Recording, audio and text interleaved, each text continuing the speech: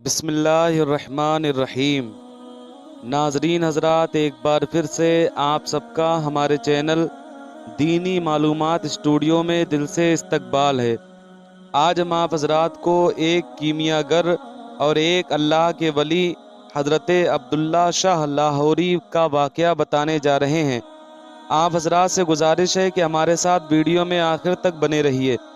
تو چلو دوستو، ویڈیو کو شروع کرتے ہیں۔ حضرات محترم، ہندو کیمیا گر کو ہدایت مل گئی۔ حضرت شاہ عبداللہ لاہوری رحمۃ اللہ تعالی علیہ کا شمار اللہ تعالیٰ کے برگزیدہ بندوں میں ہوتا ہے۔ آپ کا مزار مبارک لاہور میں واقع ہے۔ آپ بچوں کو درس قرآن دیا کرتے تھے۔ حضرت عبداللہ شاہ لاہوری کے ایک شاگرد شیخ مراد بخش حضرت عبداللہ شاہ لاہوری کی کرامت کا ایک واقعہ بیان کرتے ہوئے فرماتے ہیں کہ ایک ہندو حضرت عبداللہ شاہ لاہوری کی خدمت میں حاضر ہوا اور کہنے لگا کہ مجھے علم کیمیا کی جستجو ہے اور میں نے کئی سال اس کام میں ضائع کر دیے ہیں، لیکن ابھی تک مجھے ذرہ بھر بھی کامیابی نہیں ملی۔ اب میرے دل میں یہ وہم پیدا ہو گیا ہے کہ پتہ نہیں حقیقت میں یہ علم ہے بھی یا نہیں۔ میں چاہتا ہوں کہ آپ اس معاملے میں میری مدد فرمائیں کہ کیا واقعی یہ علم ہے یا نہیں، تاکہ میں اپنا باقی وقت ضائع نہ کروں۔ حضرت عبداللہ شاہ لاہوری رحمۃ اللہ تعالی علیہ نے اس سے فرمایا کہ تم ایک پیسے کی گندھک اور سملفار لے کر آؤ اور چند تانبے کے سکے بھی لے آنا۔ حضرت عبداللہ شاہ لاہوری کی یہ بات سن کر وہ ہندو بھاگا ہوا گیا اور یہ سب چیزیں لے کر فوراً ہی واپس آ گیا۔ شیخ مراد بخش بیان کرتے ہیں کہ جب وہ ہندو چیزیں لے کر آ گیا تو حضرت عبداللہ شاہ لاہوری نے مجھ سے فرمایا کہ جس مٹی کے پیالے میں ہم کھانا کھاتے ہیں اسے لے آؤ اور تانبے کے سکے اس میں ڈال کر اوپر گندھک اور سملفار ڈال دو۔ حضرت عبداللہ شاہ لاہوری رحمۃ اللہ تعالی علیہ کے فرمانے کے مطابق میں نے عمل کیا۔ اس کے بعد حضرت عبداللہ شاہ لاہوری رحمۃ اللہ تعالی علیہ نے فرمایا کہ اب ان میں کوئلے بھر کر آگ جلا دو۔ چنانچہ میں نے پیالے میں کوئلے بھر کر آگ لگا دی۔ تھوڑی دیر کے بعد حضرت شاہ عبداللہ لاہوری رحمۃ اللہ تعالی علیہ نے تانبے کے سکے ایک چمٹے سے پکڑ کر آگ سے باہر نکالے اور زمین پر رکھ دیے۔ وہ سکے سرخ ہو چکے تھے۔ آپ نے اس ہندو کیمیا گر سے فرمایا کہ ان پر ہتھوڑے سے ضرب لگاؤ۔ اس ہندو کیمیا گر نے جب ان گرم سکوں پر ضرب لگائی تو سکوں کے اوپر سے سیاہ پردہ اتر گیا اور نیچے سے سرخی مائل چمکدار خالص سونا نکل آیا۔ یہ دیکھ کر اس ہندو کیمیا گر کی حیرت کی انتہا نہ رہی۔ اللہ تعالیٰ نے اسے راہ ہدایت پر گامزن ہونے کی توفیق عطا فرمائی۔ وہ اسلام کی عظمت اور سچائی کا دل سے قائل ہو گیا اور اسی وقت آپ کے روبرو کلمہ اسلام پڑھنے کی خواہش کا اظہار کیا اور اسلام قبول کر کے آپ کے حلقہ ارادت میں شامل ہو گیا۔ اسی واقعہ کے حوالے سے حضرت عبداللہ شاہ کے ایک اور شاگرد شیخ عمر بخش فرماتے ہیں کہ جب اس ہندو کیمیا گر نے اسلام قبول کیا تو اتفاق سے میں بھی اس وقت وہاں پر موجود تھا۔ اس وقت میری عمر تقریباً 12 برس کی تھی۔ یہ دیکھ کر میرے دل میں یہ شوق پیدا ہوا کہ میں بھی سونا بناتا ہوں۔ یہ تو بالکل آسان سا کام ہے۔ چنانچہ جب میں شام کو اپنے گھر واپس گیا تو گھر والوں سے پیسے لے کر بازار سے وہی چیزیں یعنی گندھک، سملفار اور تانبے کے سکے لے کر آیا اور جیسا کہ دیکھا تھا بالکل اسی طرح ایک پیالے میں یہی چیزیں ڈال کر آگ لگا دی۔ جب سکے سرخ ہونے پر باہر نکلے تو دیکھا کہ سکے بالکل سیاہ اور ضائع ہو چکے ہیں۔ مجھے بڑی شرمندگی ہوئی اور میں نے اس بات کا تذکرہ کسی سے بھی نہ کیا۔ اگلے روز صبح کے وقت جب میں حضرت عبداللہ شاہ لاہوری رحمۃ اللہ تعالی علیہ کی خدمت میں حاضر ہوا تو سبق پڑھنے کے لیے آپ کے سامنے بیٹھا تو آپ میری طرف دیکھ کر مسکرا رہے تھے۔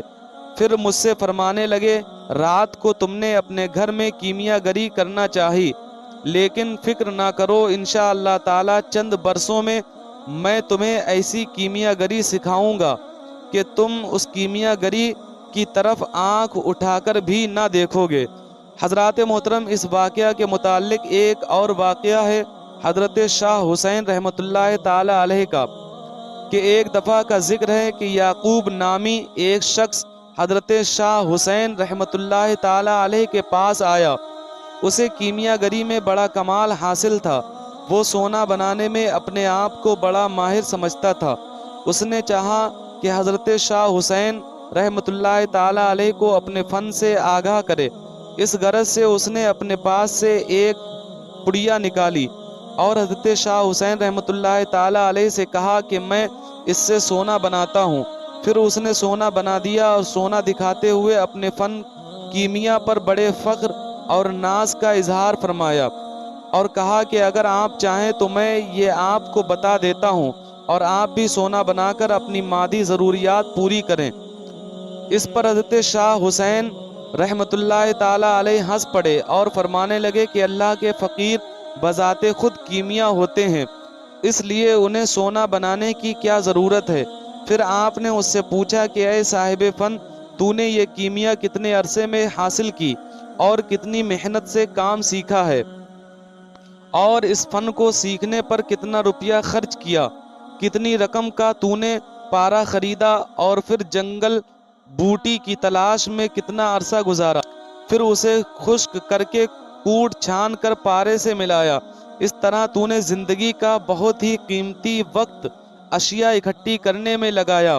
پھر تو نے کوئی پوشیدہ مکان تلاش کیا ہوگا جہاں تجھے دوسرے نہ دیکھ سکیں، پھر تو نے بھٹی تیار کی ہوگی اور مٹی کا برتن لیا ہوگا جسے بھٹی پر رکھا ہوگا اور اس میں یہ سوچتا ہوگا کہ جلدی جلدی کر لوں تاکہ کوئی دیکھ نہ لے۔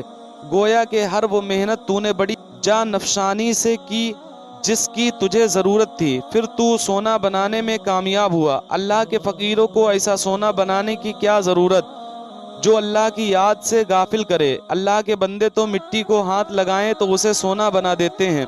پھر حضرت شاہ حسین رحمۃ اللہ تعالی علیہ نے اسے کہا آؤ میرے ساتھ، حتیٰ کہ آپ ایک ایسی جگہ پر گئے جہاں سوائے زمین کے کچھ نہ تھا۔ آپ نے تھوڑے سے فاصلے پر اپنے سطر کو ڈھانپتے ہوئے ایک جگہ پر پیشاب کیا اور پھر اس کے بعد پیشاب سے فارغ ہو کر اس شخص کو بلایا اور کہا کہ اٹھا لو سونا۔ دیکھا کہ جہاں پر آپ نے پیشاب کیا تھا اتنی جگہ سونا بن گئی اور فرمایا اے کیمیا گر، تجھے تو اپنی کیمیا گری پر ناز تھا اور مجھے صرف اپنے اللہ پر بھروسہ ہے۔ اللہ پر بھروسہ کرنے والے دنیا کے سونے سے بے نیاز ہو جاتے ہیں۔ تو نے جس طریقے سے بنایا اس نے تجھے اللہ سے دور کر دیا، تو غفلت کا شکار ہوا، مگر میں نے جس طرح سونا بنایا تو میں نے سونا بنانے والے کو دریافت کر لیا۔ اس لیے اے نادان، اللہ کو ڈھونڈ، کیمیا کو کیا ڈھونڈتا ہے؟ اگر مجھے خدا مل گیا تو کیمیا گری خود ہی آ جائے گی۔ کیمیا گر حضرت شاہ حسین رحمۃ اللہ تعالی علیہ کی یہ باتیں سن کر حیران ہو گیا اور آپ کے قدموں میں گر گیا اور سچے دل سے راہ حق کا طالب بن گیا اور آپ کے مریدان باصفا میں شامل ہو گیا۔ تو دوستو، آج کی ویڈیو بس یہیں تک تھی۔ امید کرتا ہوں آپ حضرات کو ہماری یہ ویڈیو ضرور پسند آئی ہوگی۔ اگر ویڈیو پسند آئی ہو تو ویڈیو کو لائک کریں اور ہمارے چینل دینی معلومات اسٹوڈیو کو ابھی سبسکرائب کریں۔ ملتے ہیں اگلی ویڈیو میں، تب تک کے لیے اللہ حافظ۔